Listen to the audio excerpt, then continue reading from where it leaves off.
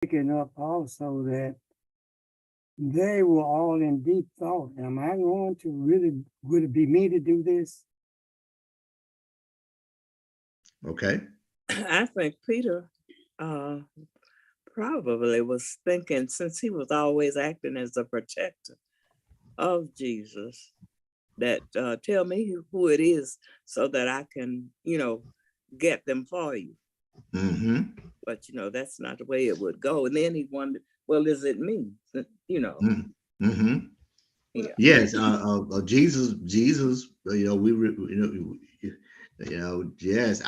Peter. I would say Peter would feel like a protector of Jesus, Mhm. and as one writer wrote about him cutting off the servant's ear in defense of Jesus. So I would so incline that. Let's look at the posture. Um, they were reclining, and at that Mhm. in that day, you only reclined like this if it was a wedding feast or it was a celebration of some kind. So their posture in this setting is very important. Their posture around the table. Um, let me just use some metaphors here. Um, if you had in your home a living room, like my grandmother had a living room and a kitchen and bedrooms and dining rooms. When did you really sit in the living room? Special occasion. And come there. Special. Well, we did Mhm. every day, every Sunday. Okay, every Sunday you said. Yes, Okay, why Yep. did you do that on Sunday? Everybody get church. because after church and we'd eat dinner, Okay, and everybody sort of retreated to the Grandparents. yeah, my grandparents' house in the living room, okay, and we all right, listened to music on the hi-fi, like okay, Mahalia Jackson, songs like that. okay, all right. So that was a special tradition Hmm. for your family is to go to the matriarch and patriarch's home, right? Yes. Mm-hmm. Okay, all right. What about the dining room? What about the Special, Yeah. dining room? special occasion. Special occasions. Okay, special occasion. So you didn't go to the dining room every day. No. No, No it was way. it was special occasion. All right, special occasions. Now, in In that this day, in the house, first and century with the in this Jews, house right now, it's special occasion. You don't go the sit special down at that table unless it's a special occasion. No occasion. other. Okay, all right. So in the first century, the Jews would even have a certain posture at the table for certain things. All right. Um, and they showed emotion. They showed emotion. Um, just like the people, if you go to a general conference, you'll see the African population, and I tell you, I mentioned this before. They are just very excited in worship. They're just exuberant in worship, and along the line, Europeans taught that you be more reserved, but our ancestors rejoiced, and they still do it right now. They rejoice, and they can be in a strong roof building. That doesn't matter. What matters to them is that the Lord is there. The Mhm. Lord is present. His presence is there. You know, that's what's important. That's very important. So they were very emotional. They were affectionate, and it wasn't anything wrong with that. Um, Now look at verse 26. All right, will you read that for us? This is a very important text right here. Please look at this very closely. Mhm.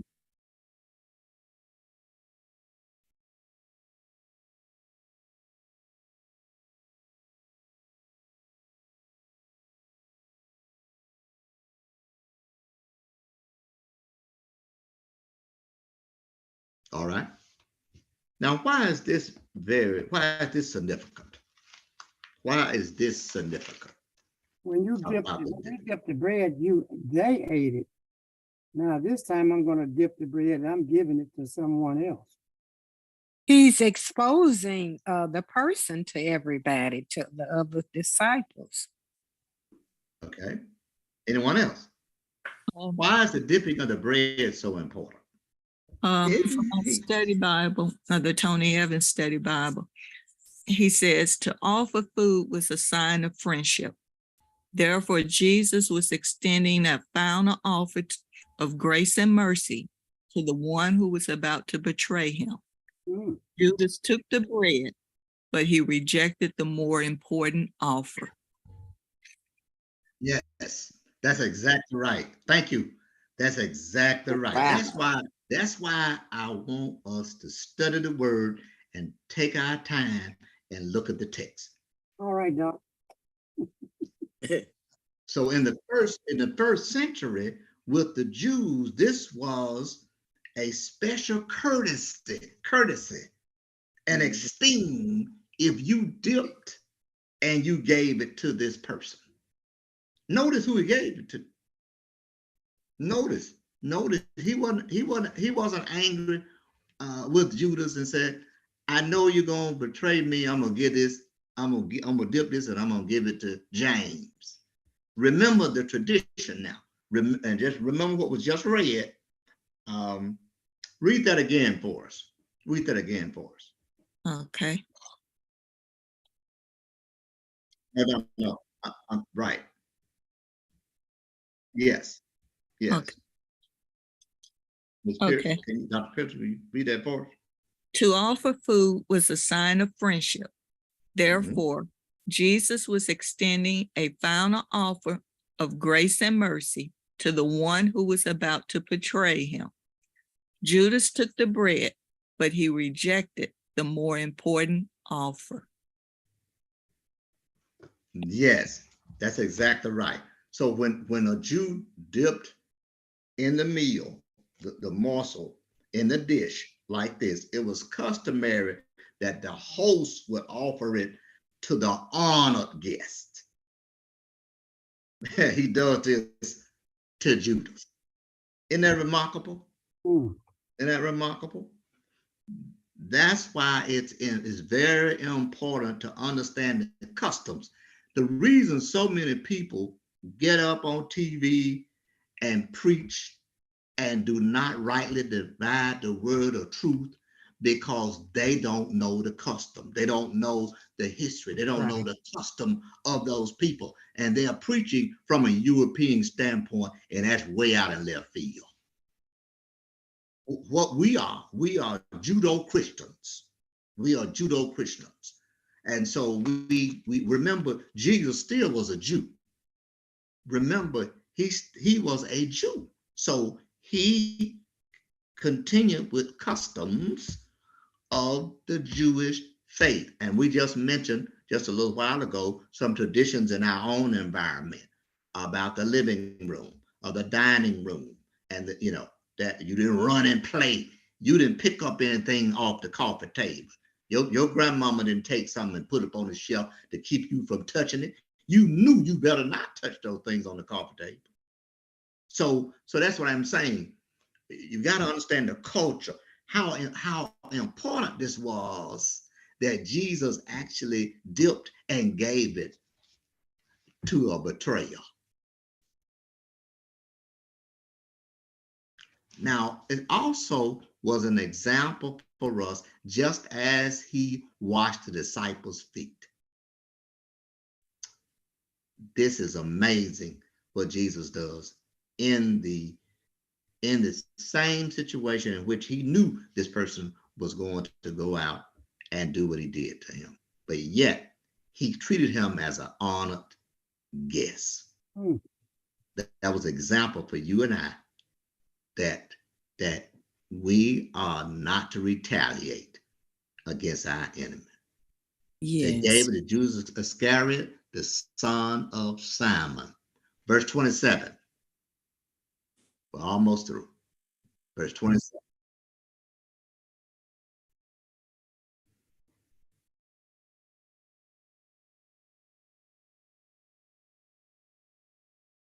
Jesus said to him. All right. All right. So Jesus says to him, what you're going to do, go ahead and do it quickly. All right. Let's just stop right there. Let's stop right there at verse 27. And I have a question. And then we'll finish. We're through and we'll start at chapter 13, verse 28, I would say. We may go back to verse 27. What are the three situations that is very difficult to receive betrayal? What are three areas that's very difficult or situations to receive betrayal?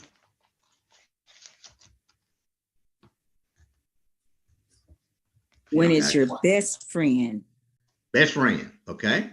Best friend, okay. Anyone else? And when it's your spouse. Spouse, okay. Anyone else? People itself. Say it again. People is themselves. That's a deep one there. I didn't understand. I said some people it's themselves, to themselves. Okay. All right. Anyone else? Your child? Child, okay. Yes. All right. When you just try to someone that you just done everything you could to help. Okay. All right. Someone that you've given support to. Yes. Okay. And someone you love deeply, someone you trust. Okay. Trust, love deeply. Okay. Anyone else? Remember? So, Church member. Yeah. Okay. Church hurt. some, Church hurt. Church hurt is some of the deepest areas of hurt is church hurt. Okay. Anyone else? someone you confide in and believe that they will keep whatever you're telling them to themselves. And Mhm. Very good. Very, very, very good. Because I told y'all months ago, don't tell me something in confidence and then go out and tell somebody else, and then they spread it, and then you blame me. Yeah. So be careful who you share your business with. All right. Very good. Very good. Anywhere else? I like to add your minister. Say it again. I like to add your minister. Being deceived. Minister in what way? Being deceived by the minister. Okay. All right. Church, that's part of church hurt. Yes. Okay. All right. Okay. Anyone else? I guess if you're being misled, so if you're betrayed by a leader, kind of like Jim Jones did all of those people that he had killed. Misled. Okay. All right. Right. And that's why it's important that you study the word for yourself. Okay. That's so important. Very important. That's why I believe that Bible study ought to be a dialogue, not a monologue. Okay. All right. Amen. Any others? Yes, I have a suggestion when you said examples of church hurt. Yes. I would like to say things along the lines of sexism and misogyny. Okay. All right. Okay. Very good. All right. Okay. Very good. You sound so heavy. All right. What about discrimination? Oh, yes. Okay. All right. So what are you to do about these things? What does Jesus say we must do about these things? Now we know we've stated those things. If you're on the receiving end of these things, what are you to do?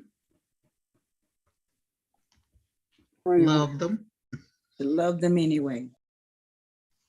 Okay. We and, have to and pray over. non-mental. But Say that again? love meaning,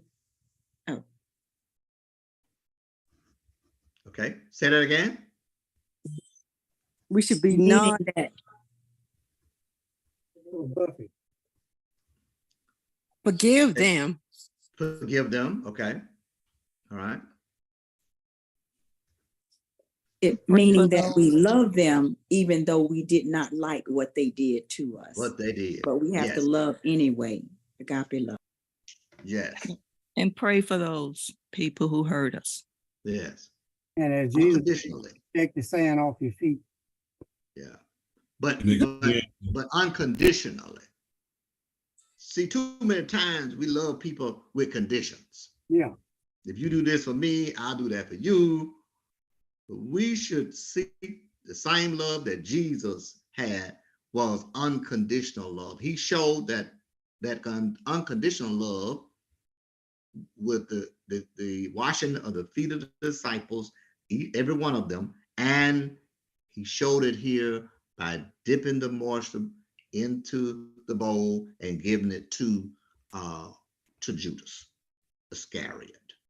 Jesus gave us an example of not an eye for an eye, a tooth for a tooth, but a way of forgiving.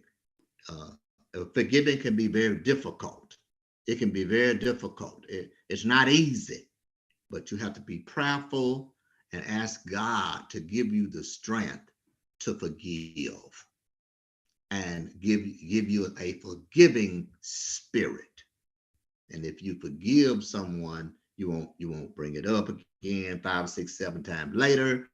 You'll throw it in the sea of forgiveness just like God does you.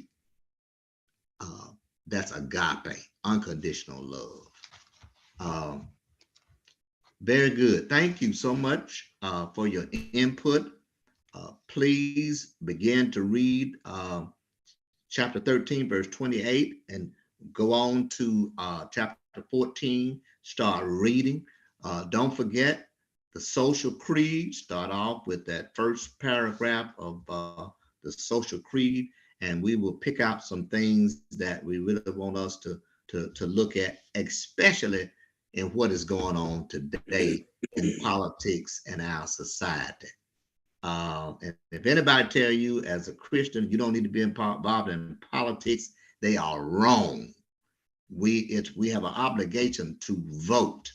We need to vote like never before. Amen. We need to stop talking about Trump and go out and vote.